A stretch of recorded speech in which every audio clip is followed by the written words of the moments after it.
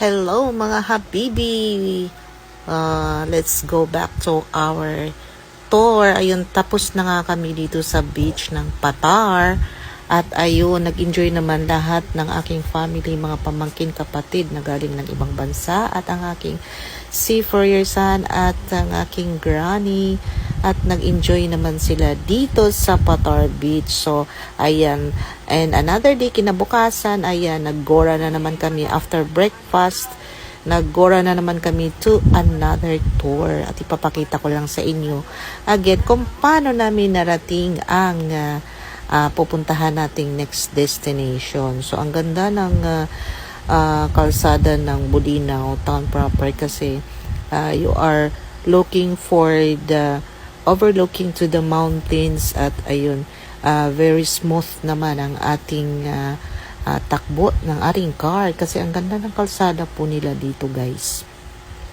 So, ayan, ng aking thank you to our driver, my son. At eto na, welcome to Bolinao One Falls. At ayun na, nauna nang bumaba si mother, mga pamangkin. At ito, ang aking pamangkin na mahiyain. So, umaura ulit ang inyong wawa. At ayun na si mother dear at ang aking uncle na tour guide namin dito. At ayun, hello everyone daw to the Bolinao Falls 1. At ayun, ito guys, nung binilang ko talaga yung hagdan nila dito, nasa 300 steps yata. So pag entrance mo pa lang dito, since Bolinao One Falls is a public viewing na ito, mag-entrance ka lang for the environmental maintenance nila dito na 30 pesos.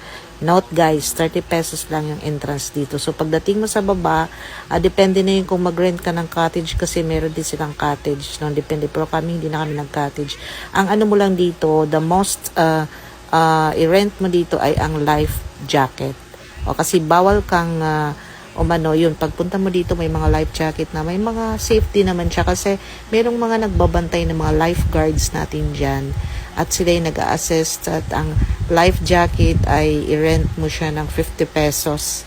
Then kung mag-swim ka or magtatalon ka doon sa jumping area nila, nasa 10 pesos. So 60 pesos pang pagbaba mo.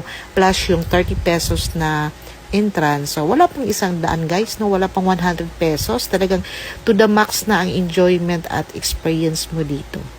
So, ito na, aura-aura mo na kami ng aking seafarer son. Takot din tumambling dito guys sa falls. Kahit seaman na yan, may training na yan sa seaman's book niya. Nakarating na ng iba-ibang country, pero yun, aura mo na kami ng aking seaman. Minsan lang kami nagkakasama nito, no? At ang aking Granny Z, at ang kanyang daughter yan. Yan, si Granny Siko. So, aura-aura mo na kami dyan.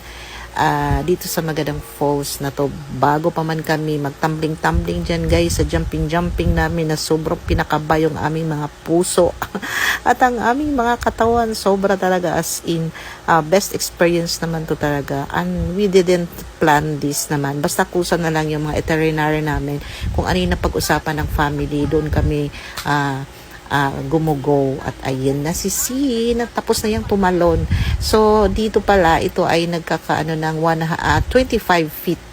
So ito na si seaman, si seafarer natin guys. Tatalon siya guys. Tingnan natin kung maganda ba yung talon niya, magkalakas loob ba siya.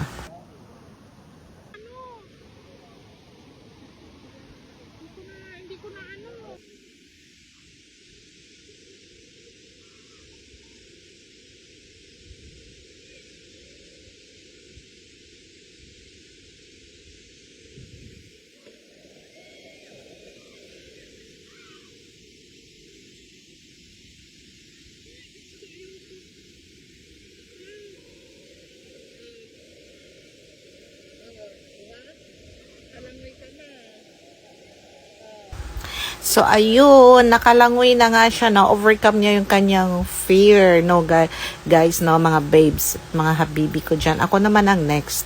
Iwan ko lang kung nakailang balik ako talaga dito sa aking pagtakbo, sa aking pagtalon, kasi sobrang nakakatakot talaga, nakakakaba, yung 25 feet deep ng lalim ng tubig.